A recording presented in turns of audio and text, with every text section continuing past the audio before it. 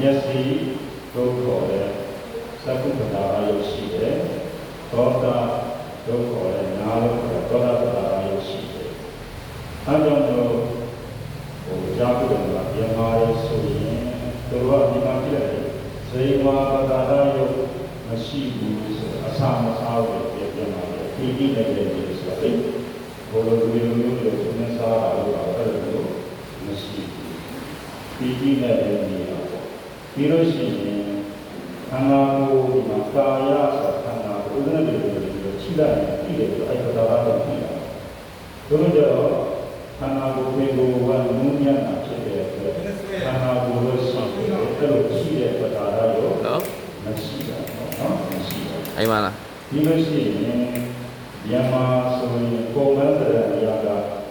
အမျိုးသားအမျိုးသမီးအဲ့လိုပဲဝယ်ပုံမှန်တဲ့မျိုးပဲရှိနော်အဲ့ရုပ်မှာနားတဲ့ရူပဘောမှာအာဟာရတဲ့ရုပ်နဲ့ဆက်ရှိပါရဲ့ဒီပါပဲ20နဲ့တော့ဘာမှမပုံဘူးဟုတ်ပြီလားရူပဘောဟုတ်ပါစနာဒီအတေယတ္တဘောမှာယောသက္ကမဘာရှိအဲသက္ကမဘာအဝိဘောဂာယောစေပါစေဝိတာယောကဘာယေဝိတာယောကဘောဘာယေအာဟာရတ္တဘာယေလက္ခဏာယောကဒီဘာယေသူကြတော့ယောကောသက္ကမဘာဖြစ်တယ်ဘုပတိယတဆိုတော့ဒီအတိယတယမအတိယတဆိုတော့ယုတ်တတ်တယ်ရှိနာမရှိဘူးစိတ်အသိစိတ်မရှိရုပ်ပဲရှိတယ်ဟိုကြောင်းရုပ်ကြီးကိုရိုင်းချတာတော့ဖြစ်တာအယုတ်ကြီးချတာချတာတော့ဖြစ်တာဒါပေမဲ့အသက်တော့ရှိတယ်ဇေဝိတရုပ်ရှိတယ်နာမရှိအသိစိတ်မရှိအသိစိတ်မရှိအဲတော့အလုံးကြောက်ကြောက်နော်ဒီတရားတော်တရားစအားထုတ်တဲ့ဥပမာပေါ့ဆက်ရှိတဲ့ဘာလို့ရှိလဲဘာဖြစ်ချင်လဲဘာလို့နေရတာဒီအတော့ဆက်ရှိလို့ကိုစောင့်တော့တယ်ကတော့ဒုက္ခရောက်တာဘာကြောင့်ရောက်လဲဆိုတော့စိတ်ကြောင့်ရောက်တာဒါအဲ့လိုမျိုးဒီစိတ်မရှိကောင်းပါလေဆိုပြီးတော့တရားအားထုတ်တာအဲ့ပုံစံအားထုတ်တယ်နော်အဲ့ပုံစံအားထုတ်တဲ့ဆံရပါတဲ့အဲ့ဆံရဲ့ဆွမ်းရည်တည်နေအတိညာတော့ဘာပြီးတော့ဖြစ်တော့အဲ့ဒီမှာယုံဒီလိုဥမာကိုခြာရတယ်ခြာရတယ်လို့ပြောတာဒီဒါပေမဲ့တရားတော်မှာအန္တမရှိဘူးဘာနာရလို့ပြောတယ်အဲ့ဒါတကယ်ကဘောရမဆုံးဘူးနော်ဥမာဆိုတော့ဒီရတဲ့ဒီဘဝကတော့အဲ့လိုမျိုးအပညာတတ်ပြန်မှာဖြစ်စေတဲ့ဆံကိုအားထုတ်ပြီးတော့ရက်တွေတည်လိုက်တယ်တည်ပြီးတော့အဲ့အပညာတတ်ပြန်မှာပတ်ဖြစ်ပြီးဟိုမှာအဲ့ဒါကိုကြောက်လို့ဘာနာရလို့ပြောတော့ဟုတ်တော့နော်ဘာမှမရဘူးချားလို့အဲ့ဒီနေပြီးတော့ဘာမှမရအတ္တရှိတဲ့ခါကျရင်ကျန်သေးတယ်သေတယ်ဆိုတော့တဏှာကိုပါကိုယ်ကမှပြန်တော့နောက်ပြန်တော့ပြန်တော့ပါတော့ရတယ်လို့ဖြစ်တာပါတော့ဥပမာဆိုတော့ဒီဝေဘုံက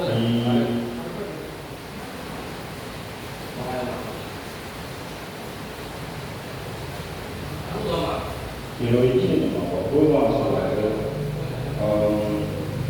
ဒီရမယ်ဘာလို့လူ့ဘဝကနေဒီဝေဘာဆိုတော့တရားထုတ်ပြီးတော့သေသွားရောပေါ့သေသွားရောသေပြီးတဲ့အခါဘာလို့အဲ့ကနေအတင်ရတဲ့နေရာမှာဖြစ်ပြီးဆိုတော့ဒါကဘာ900လို့ဆိုရအောင်ဖြစ်တယ်ဒီမှာသေရဲ့စိတ်ကသုတိစိတ်ပေါ့နော်သေရဲ့သေရဲ့ဒီအဒီဘောကလည်းသေသွားတယ်သေသွားပြီးတော့အတင်ရတဲ့နေရာမှာသွားပြီးတော့ဘာအောင်900အဲ့လိုပြီးတာပေါ့နော်အဲ့တိုင်းဒီကဘာ900တက်တိုင်းပြီးတော့အဲ့တန်းစီသွားတဲ့အခါအဲ့ကကံပုံပြီးတော့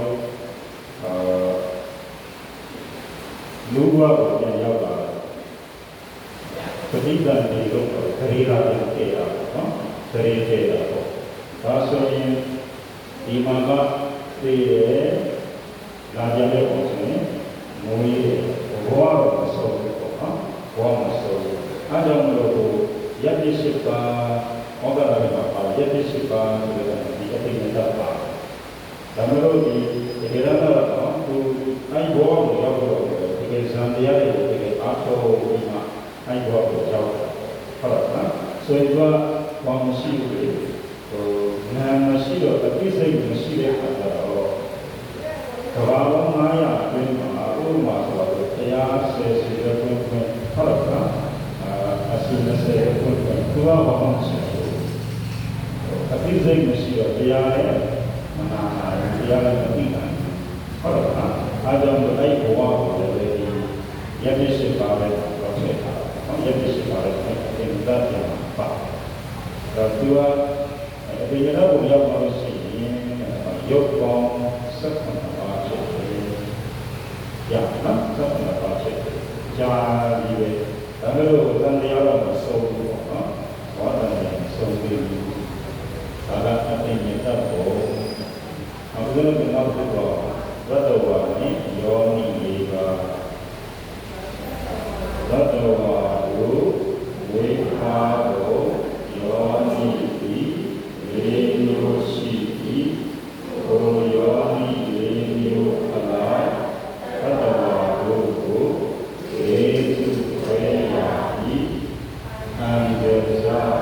အခု၌ဖြစ်သောသတ္တဝါသရာဘုဇာသတေနံဖြစ်သောသတ္တဝါသံဃေယသာအဆိုရ၌ဖြစ်သောသတ္တဝါဩပါပါတိတာယောယောယာဩပါပါသောသတ္တဝါနောလက္ခဏာနော်အဲ့တော့တော်ရင်ဝိဘုံဝိနီလေးမျိုးအဲ့ဒါစာလို့ပြောတော့ယောနိဒီပါပရမတ္တကုကအန္တစာအန္တရာစာအန္တရာအခုနိုင်ချတော့တော့မောကျေကူလို့ငါကူလို့အဲ့ဒါနဲ့ချက်တဲ့တော့ပေါ့နော်အဲ့တော့အန္တစာလို့ပေါ့ဆလာဘုဇာတတိယနဲ့ချက်တော့ဥမာလူတို့ခွေလို့ပေါ့နော်အဲ့လိုမျိုးတော့သံတိဒါစာဆိုအဆိုရနိုင်ချက်တော့အညီတွေပေါ့နော်ဘုမာဆိုပါတယ်ဒီလိုလေးဒီအော်ဖတ်တဲ့ဟိုရေးပြထားလိုက်ဒီခုဖြစ်ကြာလာလို့ရှိရင်အဲ့တော့အပေါင်းလေးပါလေချက်တာဟုတ်တော့နော်ပေါင်းလေးပါလေဘိုးပေါင်းလေးချက်တယ်အဲ့လိုမျိုးဘိုးပေါင်းလေးချက်တော့ဒီတန်ပြေကိစ္စအဆိုတတ်ပါချက်မရင်ရောက်တယ်ဘယ်လိုလဲပြောတော့နော်အဲ့လိုမျိုးချက်တဲ့တော့ပေါင်းနေစနေတန်ပြေကိစ္စတတ်တော့နော်ဩပါပါတိကဩပါပါတိပါဆိုဘွားနဲ့တမ်းချက်ခုနကလူစေတုမှာဆိုတော့လူစေရင်တတိယဆိုအမီးရဲ့ဝါနဲ့မှာဆိုကိုလာဆယ်လာအဲ့လိုနေရတယ်ဟိုဩပါပါတိကတော့ဘွားနဲ့ရတဲ့ပြေကတော့ဘွားနဲ့တော့တမ်းဖြစ်တယ်ဆိုတော့အဲ့လိုတော့ကိုဩပါပါတိကတတ်တယ်ဝါလို့ပြောတယ်ရနော်ဒီမှာပြချစ်ကြအောင်ဆက်တော်ရင်ဘုံနဲ့ယောနိဘုံနဲ့ဆိုနာမတဘာနတ်ဘုယမဘုညာနေသာသနိကပေတာနိနေဘုညာ၌ဩဘာပါတိကတေဝိဥဒ္ဒလူကိုပရိစ္ဆာကိုပေတာကိုသူရကေဘုညာလောတိလေမျိုးလုံးယာဤအဘဘောလေးသံဃာလေးဘုံဆိုရှက်ဉာဏ်နာနေသာနေရောจิตตาဥပါဒအကျဉ်းခေတိလေယောနိယာဤပုံဒီမှာဘုံရဲ့အဆုတော့အဲ့ဒါကြည့်ကြည့်မယ်ဘုံမဆိုးနမဘာနတ်ဘုံဒီယမဘုံဒီပြီးရင်နေသာမတာနိကပိတ္တာရဲ့မရေဘုံဒီပြန်ကြည့်မယ်နတ်ရဲ့ယမရဲ့နေသာမတာနိကပိတ္တာရဲ့မရေရဲ့သူတို့ကဥပပါဒီကဥပမာဆိုမရေလို့ မလူတယောက်သိတယ်ငရဲတယောက်တော့ဒီရက်နဲ့သိတယ်ဘုရားကဝါကနေတော့ငရဲတာတော့နော်ငရဲတာတော့ဖြစ်တဲ့အတွက်သူကခုနလိုမျိုးအခုကနေပြီးတော့ဝေးတာမဟုတ်တော့ဘူးတရင်နဲ့ဝေးတာလည်းမဟုတ်တော့ဘူးအမြင့်လို့အဆိုးတဲ့နဲ့ဝေးတာလည်းမဟုတ်တော့ဘာလို့ဆိုရင်ဝါကနေဝေးတာပေါ့နော်နောက်ယမခုနပြောတဲ့ယမဆိုတဲ့ရူပယမအာရုပယမရဲ့အတိုင်းပဲပေါ့နော်ယမပြီးရင်နတ်ဘုခုနပြောတဲ့နတ်ကြီး၆ပါးပေါ့ဟုတ်လားနတ်ကြီး၆ပါးဒီမှာသာဝေနနတ်ကြီးရောက်သွားတယ်ဆိုရင်ဒီမှာဘောဓိဝါနဲ့ပေါ့ပေါ့နော်ဝါနဲ့တန်းပြီးတော့နတ်တန်းချက်ပေါ့အဲဒီမှာဘုံမစိုးဆိုတာဘုံမဒီဝါဒါနဲ့ဆက်ကြမှာလေဘုံမဒီဝါသတ္တမနုဿဝိတောဆိုတဲ့ဘုံမစိုးဆိုတာဘုံမကဒီပေါ့ဒီနဲ့ဆက်ဆက်ပြီးမှဖြစ်တယ်နော်အဲ့ဒါကိုဘုံမဒီဝါပါဠိလိုပြောဘုံမဒီဝါပေါ့နော်ဘာမှလို့ပြီးကြအောင်ဖြစ်တယ်ဘာသာမပြောလို့လည်းဘုံမစိုးတော့ယောဂဆိုဆိုရှိတာဘုံမစိုးယောဂဆိုဆိုပြီးဘုံမစိုးယောဂဆိုအာပါဆိုဆိုပြီးဒီလိုရောဒီဘုံမှာပါဠိတော်ဘုံမှာဒီဝါဘုံမှာအဲ့တော့ဘာလို့ပြန်တော့လဲဘုံမစိုးဖြစ်လိုက်တယ်နော်ရောခဒီဝါရောခတစ်ပင်ကိုအမိပြုပြီးတော့ဖြစ်တဲ့နတ်ကိုရောခဒီဝါအဲ့တော့ဘာလို့လဲယောဂဆိုဘုရားမပြောတော့ဘူးနော်ယောဂဆိုဆိုပြီးအဲ့လိုပဲယောဂဆိုတစ်ပင်ကိုအမိပြုပြီးတော့ဖြစ်တဲ့နတ်ပေါ့နောက်ဒီအာပါဒဇူဒီလိုဘာလို့ဒီလိုလုပ်ကြတာလဲပြန်ကြတာပြီးကြလို့အာဂါဒဆိုတာဒီကောင်းမြင်ပေါ်တော့ဒီမြင်နဲ့မဆက်တော့ဘူးကြတော့ဒီမြင်နဲ့မဆက်တော့ဒီမြင်နဲ့လို့တော့ချက်ကောင်းမြင်ပြီးတော့တော့နော်အဲ့လိုလားဒီစားတော့အာဂါဒဇူအဲ့တော့ဘုံမစိုးယောဂစိုးအာဂါဒဇူအဲ့လိုရှိတယ်ဒီမှာဘုံမစိုးနမတပါဘုံမစိုးနမတပါဘုံမစိုးနတော့မပါဘူးဟုတ်လားကျန်တဲ့နတ်ဘုံမစိုးနကိုပယ်လိုက်ကျန်တဲ့နတ်ကိုဆိုသူကဝါရနဲ့ဖြစ်မယ်ဟောပါပါဠိကမျိုးစားဘုံမစိုးကတော့သူတွေလိုမျိုးပဲအဲ့လိုအမိဝဲမှာနေတယ်ဆိုရင်ပြန်ကြည့်မယ်ခုနကဒီဘက်ကမွေးဖို့မွေးပြီးမျိုးအခုမှမွေးတယ်ពេលမှာမွေးတယ်အဆူဓာတ်မှာမွေးတယ်ဘွားနဲ့ပို့ပြီးတော့မွေးတယ်ဆိုတဲ့မွေးဖို့မွေးပြီးမျိုးရှိတဲ့ထဲမှာဘုံမစုံနာကိုပြန်လိုက်ကျန်တဲ့ပြည်ယမာရီတော့အိဇာမတဏိကပိဋကရေမရေသားတွေသူတို့ကတော့သူတို့မွေးဖို့မွေးပြီးကဘွားနဲ့ပို့နော်ဘွားလေးကအိဇာမတဏိကပိဋကဒီမှာအကြည့်ရုပ်ပဲပါနော်သူကဤတရေလို့ပဲပေါ့အိဇာမတဏိကပိဋကဤတရေအမြဲတမ်းပူဇော်ခန္ဓာကိုယ်ကဒီဘုန်းကြီးပေါင်းကနေပြီးတော့ဤတွေကိုထွက်တယ်ပြောတယ်သူ့ကိုဤတရေလို့ခေါ်ကြတယ်နော်ဤတရေအဲ့တော့အဲ့ပိဋကမျိုးစားကသူ့ခန္ဓာကိုယ်ကဒီဘုန်းကြီးပေါင်းတွေကနေဤတော့ဤနဲ့ဟောထွက်တယ်အမြဲတမ်းပူဇော်ပြီးတော့ဒုက္ခရောက်ရတဲ့ပိဋကအဲ့ပိဋကသူလည်းမွေးသွားတယ်ဝါးနဲ့မွေးတာပေါ့နော်ဝါးနဲ့မွေးဟုတ်ပြီနောက်နံပါတ်2ကျလူဘောရဲ့သရိစ္ဆာန်ဘောရဲ့ပိဋကဆိုခုနကမေဇမတဏိကပိဋကပဲဖြစ်တယ်ပေါ့နော်မေဇမတဏိကပိဋကဖြစ်လိုက်ကျန်တဲ့ပိဋကကိုပြီးလို့ရှိရင်အတူရကေဘောဒီအဲ့ဘောဒီမှာဆိုတော့ယောန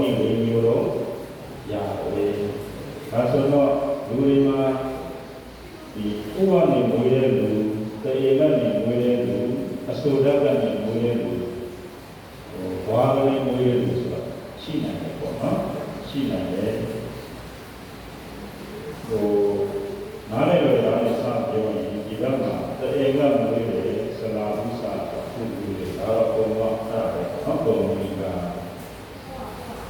ဒီဝါကြတော့ဘုရားမှာလေဘောပပါတိကဟိုမြတ်စွာဘုရားတဲ့ဘုရားသံဃာပါတိ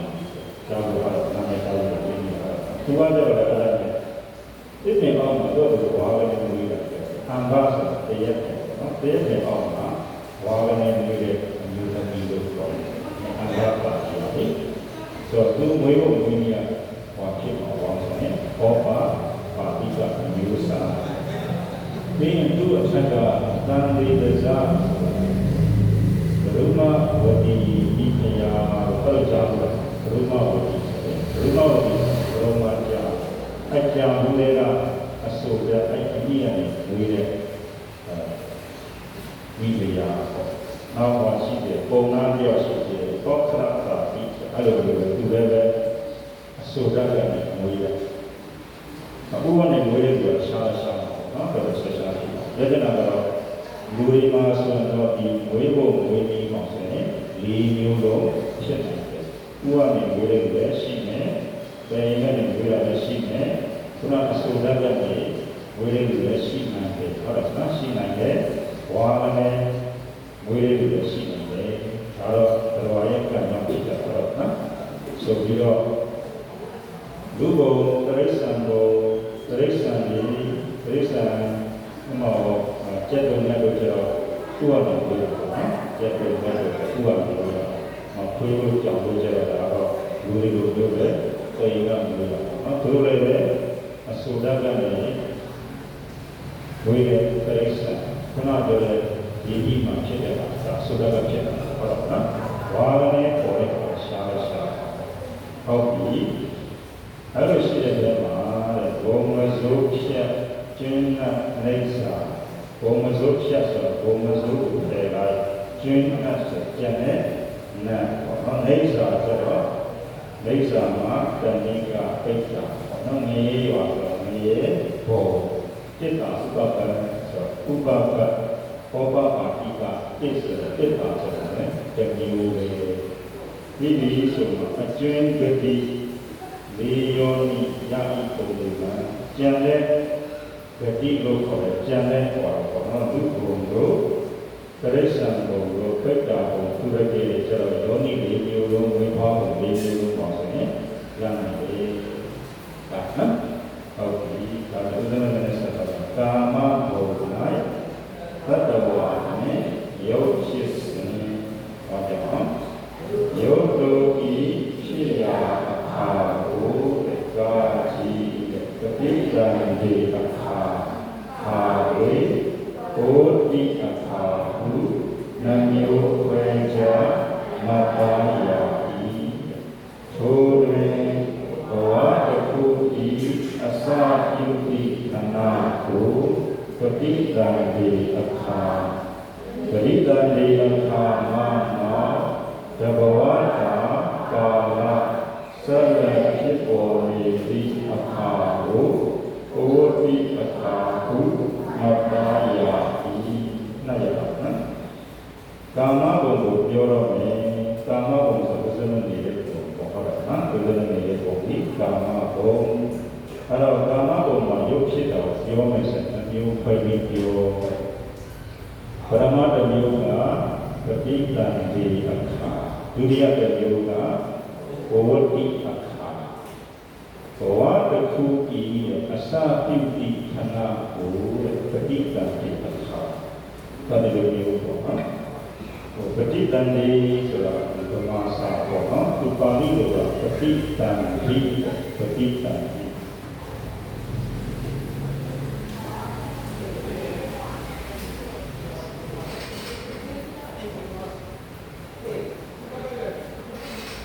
ဒီလိုလေးရေးရနော်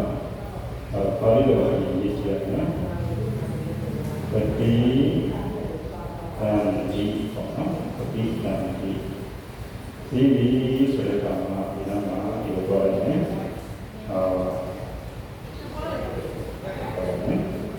ဘ ဘောဝတိအော်မှာစုတိကိုရတယ်စုတိဟိုစလုံးအတိတ်တွေရောဒီပတိကဒီပတိကတပ္ပနာလို့အတိတ်တွေရတယ်နော်တပ္ပနာဒီမှာတန်ဒီဆိုတာကဆက်တာပေါ့တပ္ပနာပြန်ဆက်တယ်ဆိုဥပမာလို့အခုကျွန်တော်ဘုရားကသိနေတာသိရဒီဝါရတော့သိရတယ်ရမွေးတယ်ပေါ့ချိတ်တာပေါ့အဲ့တော့ဆက်တယ်အဲ့တော့ပဲပฏิတန်ဒီဘုရားတို့ကြောင့်ပฏิတန်ဒီအခါဒီလိုပဲသိကြပါမယ်ပြန်တော့နော်အဲ့တော့သူပါဠိတိုင်းပြောမယ်ဆိုပฏิတန်ဒီဘုရားတို့ဘုရားတို့ပြောပฏิတန်ဒီအဲ့တော့ပฏิတန်ဒီအခါအဲ့တော့ဒီမှာရေးရတယ်ဆိုရင်ဘဝတစ်ခုဤအစပြုဤခဏဘဝတစ်ခုရဲ့အစပဲဥမာတော့ဘုရားဘောကနေသိရတယ်ကိုယ်စဒီဘက်ဘဝရောက်တာနော်အဲအစပြုတဲ့အချိန်လေးပါပေါ့ဆိုရင်ပฏิကံတိအဲ့နောက်ပိုင်းပေါ့ခါသာသိရပေါ့နော်သိရတော့သုတိကသိရပေါ့ဒါဆိုရင်ပฏิတန်တွေရဲ့နောက်ပိုင်းဦးဇင်းတို့မသိမချင်းပေါ့ဈာကဥမာ80 90 90ဆို90အဲ့တခြားတော့ခါတော့ဆိုရင်ဘောဝတိခါဟုတ်လားဘောဝတိခါဘောဝတိကြတယ်ပฏิတန်တွေခါမှာတော့တဘောတာကာလဆက်လက်ဖြစ်ပေါ်နေတဲ့အခါကိုဘောဝတိအခါ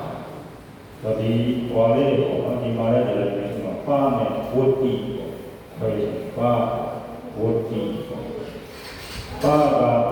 ကဆက်ပြီးတော့ပေါ့ဆက်လေးဆက်ပြီးဝတ္တိကဖြစ်တယ်ဆက်ဖြစ်တာနော်ဆက်ရလို့ပါဖြစ်တာကိုဝတ္တိအခါဟုတ်နော်ဝတ္တိဒါဆိုရင်ရောက်ဖြစ်တာကိုပြောတော့မယ်ဆိုရင်ဒီအဆုံးအဲ့ဒီအခါတစ်ခုကိုစပြီးတော့မှတ်မယ်တဲ့ပฏิတန်ရဲ့အခါရဲ့ဘဝတိအခါရဲ့ပฏิတန်ရဲ့အခါကတော့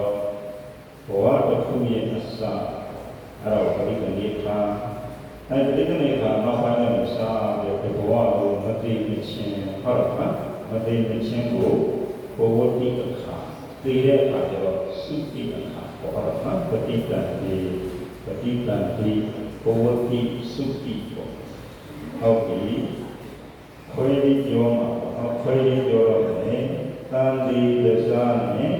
ခောပပါတိကာအဲ့ဒါဆိုကြအောင်တန်တိဒဇာနဲ့ခောပပါတိကာတတဝါဒုမာပฏิတန်တိအခါနာသတ္တုတတကသောတာတတက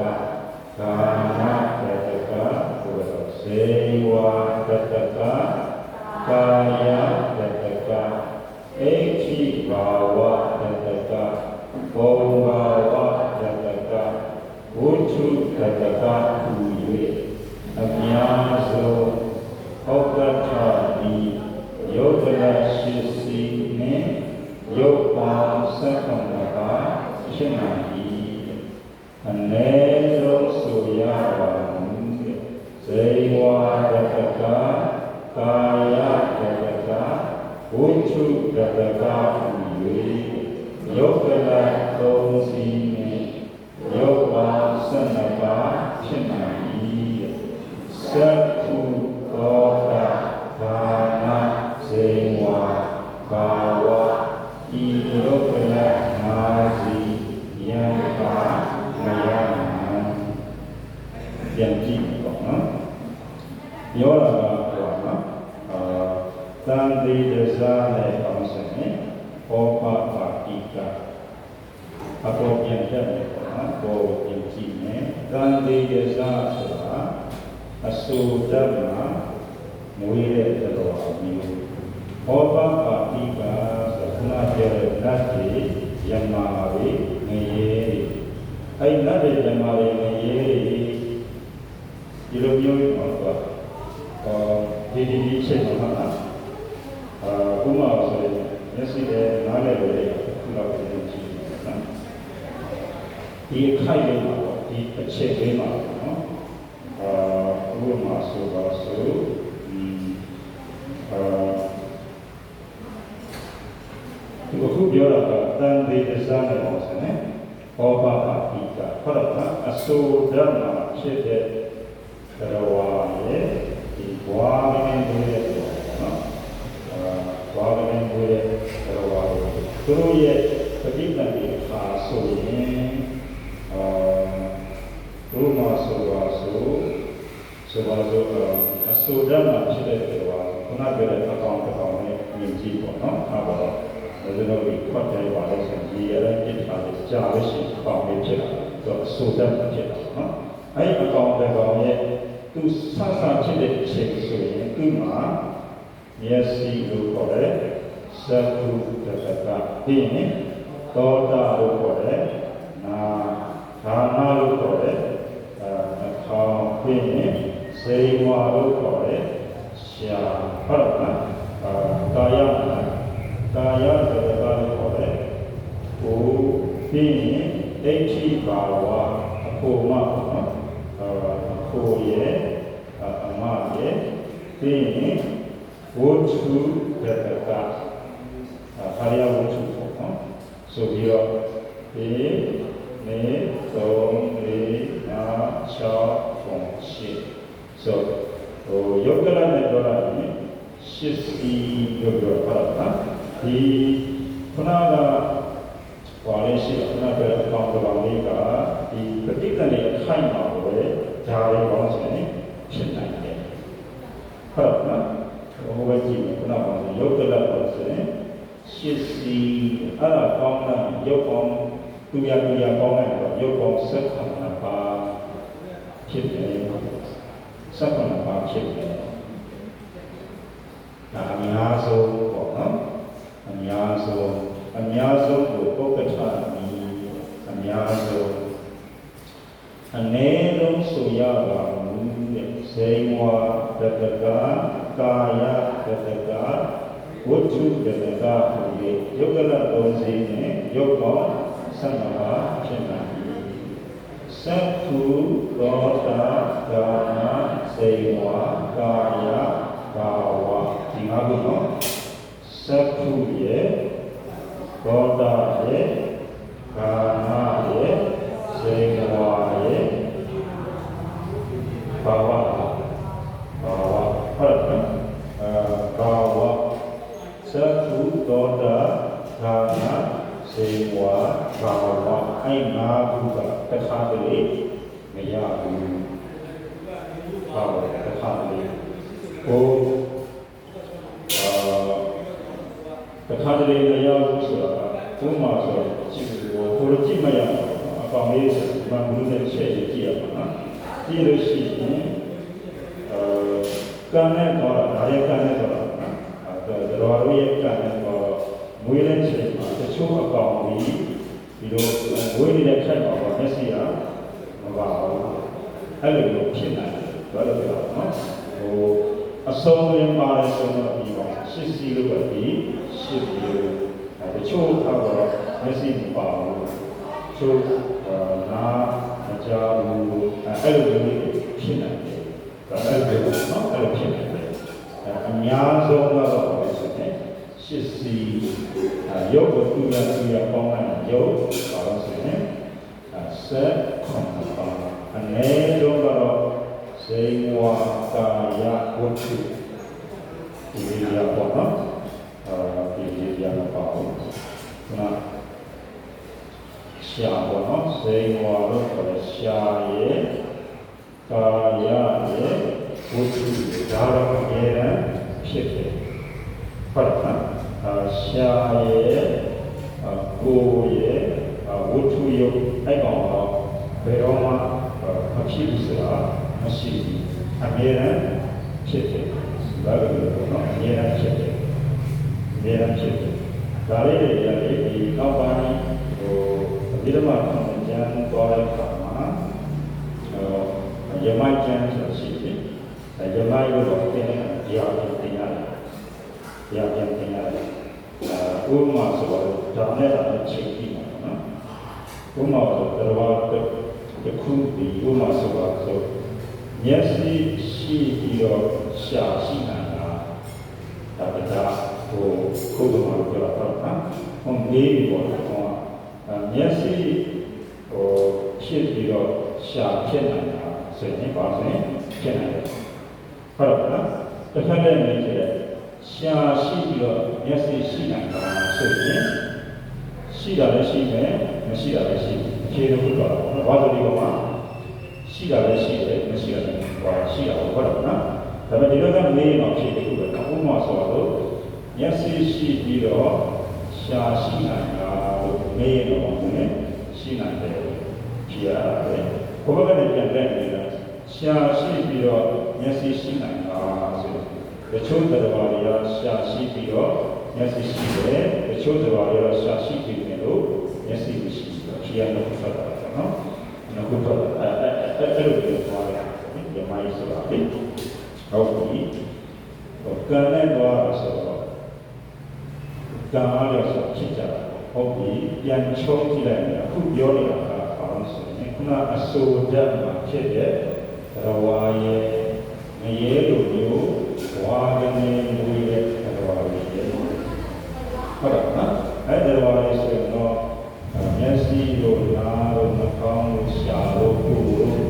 အဲ့လိုမရှိတဲ့ချက်မှာတချို့တော်ရမျက်စိလိုနားလိုနှာခေါင်းလိုမရှိတဲ့တော်ရလည်းရှိတယ်ဟုတ်တော့ရှိတဲ့တော်ရလည်းရှိတယ်ဒီလိုမျိုးဖြစ်နိုင်တယ်ဟုတ်ပြီနောက်တစ်ခုလောက်ကိုလည်းတော့ရအောင်အဲ့ဒါချက်ပေါ့အန္တဇာနဲ့ဆလာဘူဇာအန္တဇာဆလာဘူဇာနမျိုးဖြစ်တော်သာဘာတိယကသတ္တဝါတို့မှာပဋိသန္ဓေအခါမှာကာယဘာဝတခုခုဘုထုတတအာရှင်အများဆုံးသုံးစီယံခါဘာဝမယရှင်အနည်းဆုံးနှစ်စီနဲ့ရုပ်ပါစတ္တရာသမဘာဘုံကိုစတ္တရာယံနာမည်ပြုပြတာအန္တဇာဆိုဒီလိုပြအန္တဇာဆိုဥပနေဝေးတဲ့တော်ဝါဇလာဘုဇာကတဲ့အိမ်ကနေဝေးတဲ့တော်ဝါအဲ့ဒီမျိုးပေါင်းခေါ်လိုက်ဒါဘာပိယကတော်ဝါတဲ့အဲ့မှာလေအန္တဇာဇလာဘုဇာနှမျိုးဖြစ်တော့ဒါဘာပိယကတော်ဝါဘုရားအဲ့ဒီမျိုးပေါင်းခေါ်လိုက်ရင်ဒါဘာပိယကဒါဘာပိယကဒါဘာပိယက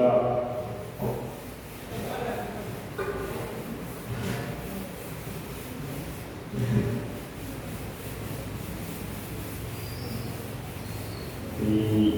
နှမျိုးပေါ့နော်ဒါဘာ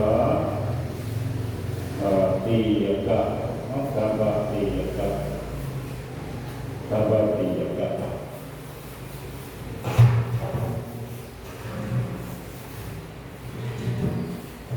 ခုကဘာလို့ဆိုရင်ဥမာဝေရတော်ရဲ့တတိမှာဝေရတော်ဒီတော်နှမျိုးပေါ့နော်ဒီနှမျိုးပေါင်းရတဲ့နာမည်ပေးလိုက်တာကဒါဘာပိယကဆိုဒါဘာဆိုတာကသူမူလအနက်ကတိုက်ခံလို့သိကြရတော့နော်မူလသိကြပေါ့နော်တိုက်ခံဆိုရင်ပေါ်တော့ဖြစ်တော့ဥပမာဆိုတော့ဥရဲမှာဝေးတယ်ဆိုဥရဲမှာနေတယ်ဆိုတော့တိုက်ခံနဲ့မှာဝေးပြီးတော့ဖြစ်တာပေါ့ဟုတ်တော့နော်ဒါပြန်လာပြီးပြောတာပေါ့ဥပမာကိုကျက်ဥနဲ့ကျက်တော့ဥအထဲမှာဥရဲမှာတော့နေတယ်တိုက်ခံနဲ့မှာဝေးပြီးတော့ဖြစ်တာဟုတ်တော့နော်လူတွေမိခင်ဝါနဲ့မှာနေတယ်မိခင်ဝါကလည်းတိုက်ခံပုံစံမျိုးဖြစ်တာပေါ့နော်တရားကဒီမှာအိတ်တယ်လို့သိကြရတယ်ပေါ့နော်သူအချောင်းအိတ်တယ်တိုက်ခံထဲမှာအိတ်တယ်တိုက်ခံထဲမှာနေတယ်အဲ့ဒါခုပေါင်းပြီးတော့ခေါ်ရတယ်ဒါပါပြေက ကဘာတိကကတော့ကဘာတိကတော့ဆိုတော့လူတို့ခဏပြောတဲ့ကျက်တို့နဲ့တော့ဟုတ်နော်လူတို့ကျက်တို့နဲ့တော့ကြတော့တဲ့ပဋိသန္ဓေအခါလို့အစဆုံးဘောတစ်ခုအစဆုံးအချိန်မှာဆိုရင်ကာယဖြစ်နေဘာဝဖြစ်နေဝတ္ထုဖြစ်နေသုံးမျိုးမတူတော့ဒီဒါနဲ့မတူဘူးခုနကခုဦးဇနောဆိုရင်ဦးဇနောဒီပဋိသန္ဓေအခါလို့ခေါ်တယ်အစဆုံးမှာဆိုဒီသုံးခုပဲဖြစ်တာကာယရဲ့ဘာဝရဲ့ဝတ္ထုရဲ့ဟုတ်တော့ကာယပုံမှန်ဘာဝမှာဒါကဝတ္ထုဒါဆိုဦးဇနောဘဝတစ်ခုအစဆုံးလို့ခေါ်တယ်အဲ့ပဋိသန္ဓေအခါမှာဆိုဦးဇနောခန္ဓာကိုယ်ရှိနေယောက်ျားလေးဖြစ်နေလို့ကကိုယ်ရုပ်ပေါ့နော်အမျိုးသမီးဖြစ်နေလို့ကအမရုပ်ပေါ့ပြီးရင်ခရိယဝတ္ထုလို့ပြောဒီသုံးမျိုးပဲရှိတယ်အဲ့ပဋိသန္ဓေအခါကိုခုနအကောင်နဲ့မတူတာဦးဇနောမျက်စိပဲရှိသေးဘူးနားလို့နှာခေါင်းရှာလို့ကမရှိသေးဘူးအဲ့ချိန်သုံးမျိုးပဲရှိတယ်ဦးဇနောသုံးမျိုးပဲအဲ့သုံးမျိုးထဲမှာဒီအများဆုံးသုံးစီယံခါဘာဝမရတဲ့ရှင်နဲ့စီးတဲ့တချို့လူတွေဆိုရင်အဲ့ပဋိသန္ဓေအခါဆိုရင်အဖိုးအမဘုမောယောက်ျားလေးဖြစ်နေတော့ယောက်ျားလေးပုံမှန်တယ်တော့ပေါ်ဘူးပေါ့ယေသမီးဖြစ်နေတော့ပုံမှန်တယ်တော့ပေါ်ဘူးလို့ပဲရှိနိုင်တယ်ဟုတ်တယ်နော်ရှိနိုင်တယ်ပေါ့ရှိနိုင်တယ်သုံးခုအများဆုံးပါဆိုရင်သုံးခုပဲအဲ့ဒီမှာဘာဝကတစ်ခါတည်းမရတယ်ရှိသေးတယ်ရှိသေးတာဖြစ်တဲ့အတွက်ဘာဝမရဘူးဆိုတော့နှစ်ခုပေါ့တော့နှစ်ခုပဲရှိတယ်နှစ်ခုပဲရှိတယ်ဒီမှာလည်းခုနအတိုင်းပြောပေါ့နော်ခုနအတိုင်းပြောခုနတိုင်းမေးရှိဥပမာပေါ့ခန္ဓာကိုယ်ရှိပြီးတော့ဝတ္ထုရှိတာဆိုတော့နှစ်ခုရှိတာပါတော့ဒီမရနိုင်ဘူးပြောပြရတယ်အဲ့ဒါနော်ဒီနှစ်ခုကအမြဲတမ်းရနိုင်ရှိနိုင်တယ်ဆိုတော့ဥပမာမေးရတယ်ပေါ့ခန္ဓာကိုယ်ဖြစ်ပြီးတော့ဝတ္ထုဖြစ်တာဆိုရင်ဖြစ်တယ်ဖြစ်ရတယ်ပြောပေါ့နော်ဘုရားလည်းနေကြတယ်ဝတ္ထုဖြစ်ပြီးပြီဆိုတော့ခန္ဓာကိုယ်ဖြစ်တာဆိုရင်ဖြစ်တယ်ဒါဖြစ်ရတာပဲဒီဘာဝကြတော့ဖြစ်တာလည်းရှိမှဖြစ်တာလည်းရှိမှာနော်ဒီဘက်ကနေလည်းနေကြတယ်ခန္ဓာကိုယ်ဖြစ်ပြီးတော့ဘာဝဖြစ်တာလို့ပြီးနော်ဖြစ်တာလည်းရှိတယ်မဖြစ်တာလည်းရှိတယ်ဒီဘက်ကလည်းနေနော်ဘာဝဖြစ်ပြီးတော့ခန္ဓာကိုယ်ဖြစ်တာဆိုရင်ဖြစ်တယ်အခြေအနေဘုရားဒီလိုပဲတဲ့တော့နော်ခုနလိုပဲမျက်စိဖြစ်ပြီးတော့ရှားဖြစ်တာဆိုရင်ဖြစ်တယ်ရှားဖြစ်ပြီးတော့မျက်စိဖြစ်တာဆိုရင်ဖြစ်တာလည်းရှိတယ်မဖြစ်တာလည်းရှိတယ်ဒါနဲ့ကြောင်းနဲ့ဖြစ်တာဟုတ်လားနော်ဒါကအလုပ်ကိုသွားရင်အခြေရတစ်ခုပဲထွက်တယ်ဒီဘက်ကိုပြန်အခြေရနှစ်ခုထွက်တယ်ဒီကနေတော့အခြေရနှစ်ခုထွက်တယ်ပြန်လာအခြေရတစ်ခုထွက်တယ်လူကြီးတဲ့ပြင်တာကလေးတဲ့ပြင်တိုင်းလောက်ရောက်တာစာလို့ပြောရတယ်ဟိုရမိုက်တော့ဘယ်လိုစားတဲ့ကတော့လဲသူတို့တင်းနေခွင့်ရတယ်ဒါဘယ်အောင်ပြောတာခုံးနေပေါ်နေမှာကျတော့ချို့တယ်ပေါ့နော်စက်ကူချို့တယ်ဘာညာဆိုအဲ့တော့နားလို့ပြောချက်တော့ပြောနားမလဲဟောတော့ပဲဟုတ်တယ်မျက်စိရတယ်နေတာပေါ့နော်အခုဒီလိုလေးပြောလိုက်လို့ရှင်းတယ်အဲ့တော့မျိုးမပြောဘဲနဲ့ကိုယ်နဲ့တင်လို့ပြင်ဆိုအယမိုင်းဆိုတော့လဲနေရောအဲ့တော့ဒီအဲ့ဒါလည်းညာနေလို့အဲ့လိုမျိုးဖြစ်ကြတာလူရိုးပြောတော့ဆိုရင်ဟုတ်တော့နော်တော့ကိုယ်ပြန်ချုံးနေဦးဇနောဒီလူတွေဖြစ်တဲ့ငတ်တွေကိုဘာဘာတေက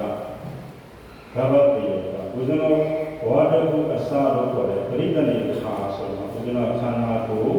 လို့ခေါ်တဲ့ကာယဖြစ်နိုင်တယ်ဘာဝယုတ်ဖြစ်နိုင်တယ်ဝတ္ထုယုတ်ဖြစ်တယ်ဒီသုံးမျိုးအဲ့သုံးမျိုးနဲ့မှာတစ်ခါတည်းကဘာဝကအောင်ဆိုနေဖြစ်လို့ရှိတယ်ဖြစ်ပေါ်မှာဦးဇနောဒီဖြစ်ဒီမှာပဲရတယ်ဘုရားမှာနေကြမှာတပတ်စာထားနောက်တစ်ပတ်စာဘယ်လိုစောက်ပေါ်တော့ဘယ်လိုကိုပြီးတော့ကျန်တဲ့စိတ်ပိုင်းစေတိပိုင်းအဲ့ဒါဆက်ဟုတ်ပါလားဒီနေ့လောက်ပဲတော့ကဲအများကြီးပါနော် Jakarta. Imaya Ramanu Rama Patipatiya Bodhan Kuseni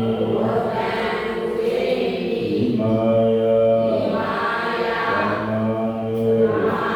Rama Patipatiya Bodhan Kuseni Imaya Patipatiya Sangam Kuseni Itu juga